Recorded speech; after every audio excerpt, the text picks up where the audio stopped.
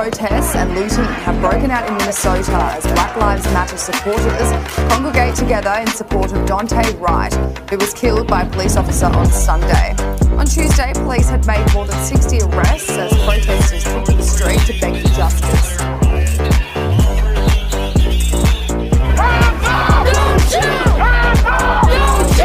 Protesters and says it leads to more deaths. The bottom line is all of these folks who are defending rioting are in fact enabling a much more violent situation. National Review cited a study that found that in the 5 cities where a viral incident with the police, a viral moment takes off and results in rioting, that they actually saw 900 excess homicide deaths. So this leads to death, to destruction, to chaos, and I would just Wow.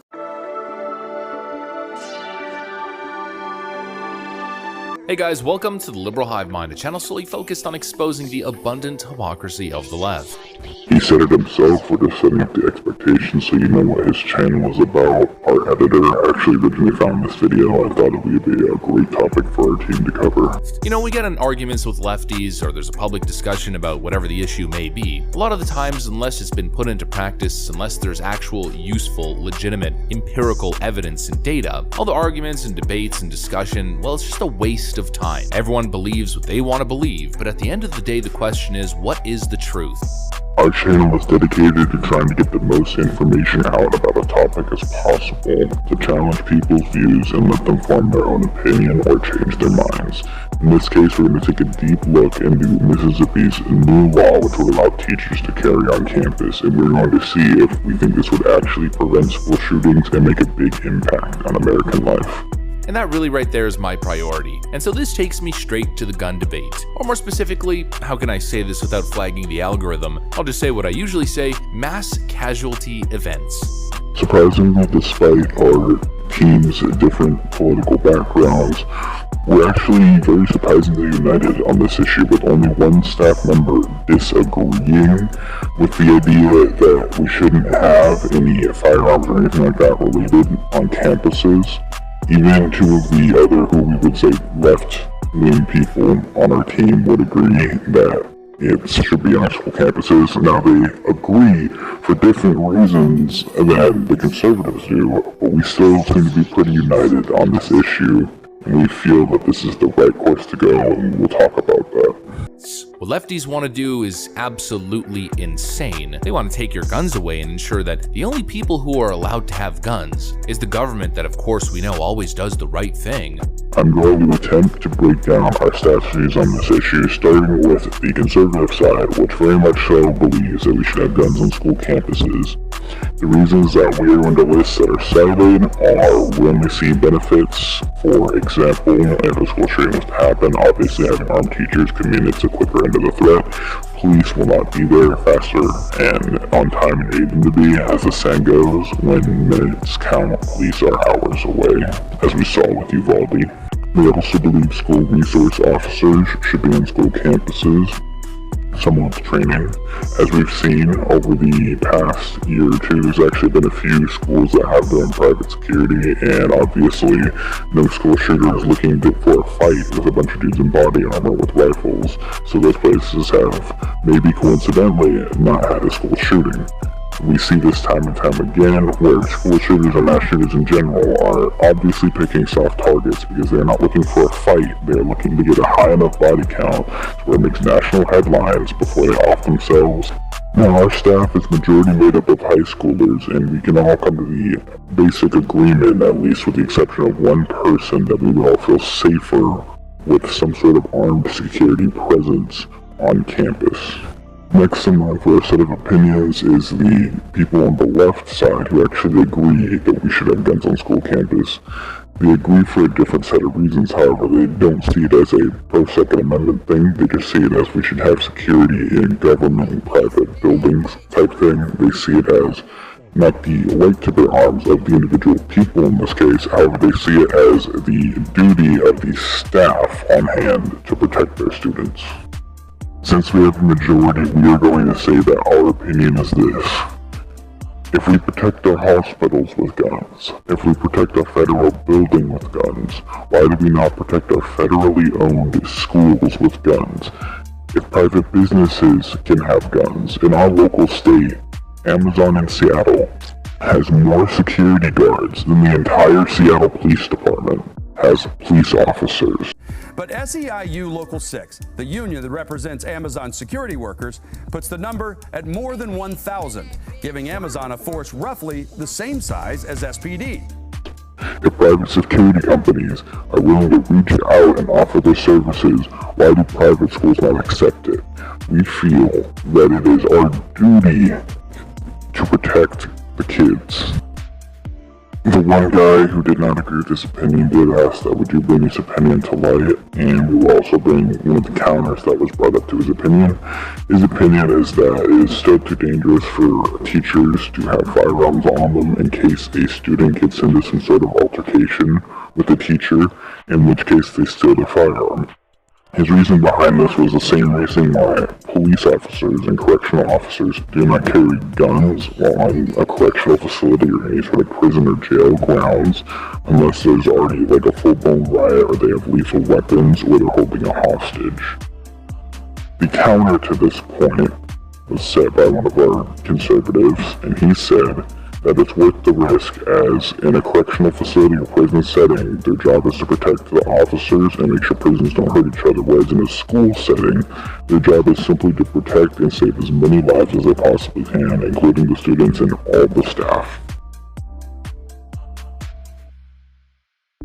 Who's right? Well, like I just said earlier, folks, I don't care about arguing. I don't care about hypothetical scenario 1 and hypothetical scenario 2. What I care about is implementation. And that's the beauty of the American system. It's a constitutional republic for a reason. It's not a democracy. Democracy exists on the state level. Each individual state gets to practice its own democratic process. And so if California wants to do one thing, another state can do something completely different, and then we could analyze the results and we could see which policy actually works. Well, here's the thing, folks. The state of Mississippi just passed a law which allows K-12 teachers to be armed on campus. I guess in the next couple of years, we're going to finally get some real evidence and some real data to have an honest conversation about what gun policy should really look like. I got some stuff to show you guys, so let's roll the tape. All right, friends, take a look at this. Breaking: the Mississippi Board of Education has voted to allow individuals with permits to carry guns in the state's K-12 schools. It will be up to local school districts to decide how to implement the policy for educators. And so what a lot of people that are cheering this on are saying is that Mississippi just effectively ended school shootings, at least in K-12. And look, I'm not going to say whether it has or hasn't. I don't know yet. We'll need a significant timeline to really make an opinion, and I'd say an expanded data pool would help as well. In other words, more states implementing this kind of policy. But to me, I mean it makes sense. The question answers itself. If you want to rob a home or rob a business, and there's a sign in the front lawn that says #gunfreezone, is that going to deter you from moving forward with your armed home invasion? Or alternatively, if there's a sign that says every single person in this house is armed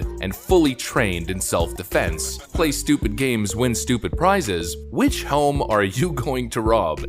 To his point right there, I think it's funny that we live in the age of infinite information where at the click of a button you can learn anything you want to, and people still live in the dark on some of these issues. There was an interview about a couple of years ago where this guy would go around and he would ask people if they were anti-gun and pro-gun-free zones. And when they would answer yes, he would hand them a gun-free zone sign and said, "Would you help us by putting this in front of your house?" And every single one of them but one would just walk away and not answer the question. And the last guy, thinking he was so smart in his infinite wisdom, said, "No, why would I do that? They would just rob me." And that serves the point right there, and it nails it to a T. Having this stuff only intrigues criminals, it does not deter them. And when it comes to arguments from the left on this particular issue, they're not exactly convincing arguments. I mean, of course, there's the failed gun policy in every single violent Democrat city, but then there's the typical left-wing argument that we've been seeing a whole lot lately, trying to debunk the idea of a good guy with a gun. Here's an example from the other day on The View with Joy Behar. They say that a good guy with a gun can control a bad guy with a gun. Well, we saw in Uvalde that that's not true. And you saw it in Buffalo. Yes, we saw it in Buffalo. But we saw that it is true in Indiana. It was true in Indiana. Look, that was a lucky moment. And you know what? I feel like this. If you're a good guy with a gun, you should not object to background checks or licensing or, a limitation on military-style weapons that kill thousands at once or hundreds at once. So why can't they just pull that off? Oh boy, we are about to rip this clip a new one. So to start off with your first point, when we say good guy with a gun, we're not just talking about the police. We're also talking about armed civilians, which the FBI has even come out with a statistic and straight up said that if there is a mass shooter and there is an armed civilian nearby, that there is a 50% chance that that shooter will be stopped. So it's literally a coin flip of whether it will be stopped. That's how much one civilian with a gun can immediately change the situation. Second, I don't know a single gun owner who is objectively against background checks, and this is part of showing their ignorance and the fact that they misunderstand things. There's not a single gun owner that is against background checks. However, virtually every gun owner is against universal background checks. There's a big difference because in universal background checks, every single gun will be serialized and will go to the federal government in the database. Or in other words, the federal government could one day just decide, hey, no more guns, and they'll have a list of every single gun in the United States. That is what people are against because that is how guns get banned. And before you go on a tangent about military-style weapons, let me ask you this. You think the AR-15 is a military-style weapon, even though it's never been used in a single war? I actually haven't seen a single bit of modern legislation that would ban something like the Russian SKS, which is a gun that has actually been used in war. It is a semi-automatic rifle with rifling that does not have a detachable magazine and hold 8 rounds. It was used in many conflicts, yet none of you know what is actually considered a war weapon. You judge things solely based off of appearance. None of these people know anything about guns, and none of them should be speaking about guns just because of how uneducated they are and how much misinformation they spread to the public. Listen, I was trained when I was at the Justice Department in firearms, and I was trained in defensive firearm training. It is very hard to hit a moving target. It is hard for people that are trained to hit a moving target. It is very lucky that Good Samaritan hit that moving target in that way.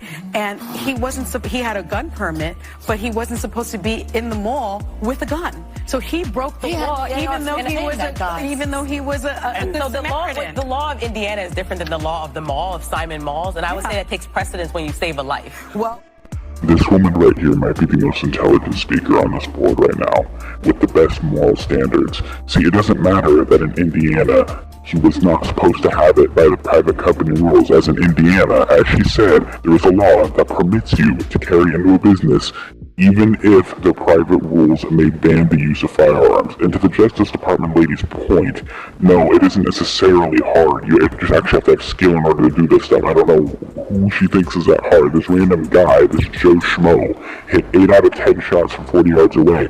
We just don't get like cases like this that actually get popular in the media, so you don't hear how accurate someone was when they shot, what actually happened. You get a situational breakdown, so people don't actually know just how many shots hit or anything like that statistically, just because it's never covered by the media.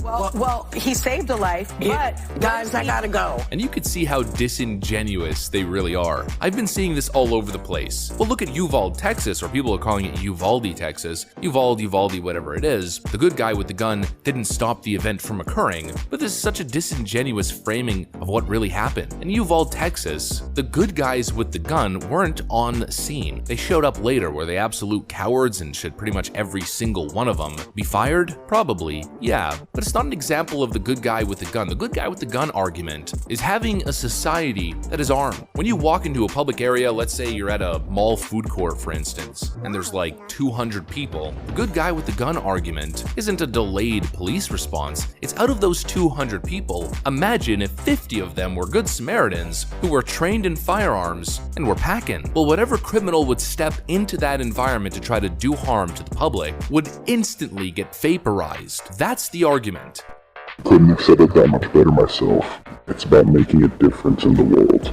And we don't see that. And so for me at least, my perspective is there's one stance, there's another stance, and then there's the fence-sitting stance. The moderate, I'm in the middle of every issue, which is really just a lack of decisiveness. It's either one or the other. Pick your poison. Either total open carry and a citizenry that is ready to defend itself, or no one is allowed to have a weapon, or everyone is unarmed and the only people that are armed are criminals and the government. Pick your choice, because what's happening where it's kind of in the middle, it just ain't working. And it's absolutely crazy the way all of these elitist leftists that we're seeing on Twitter and on The View are somehow trying to condemn this 22-year-old kid who saved so many lives. These people will try to make an absolute hero look like a common criminal just because it doesn't fit their narrative. When this man made sure tons of boys and girls at the mall that day and made sure they were able to get home to their families that night.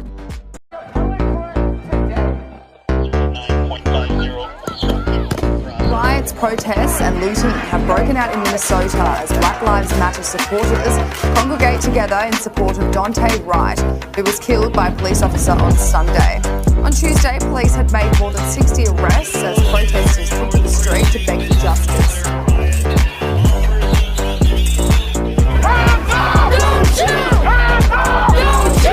Protesters and says it leads to more deaths. The bottom line is all of these folks who are defending rioting are in fact enabling a much more violent situation.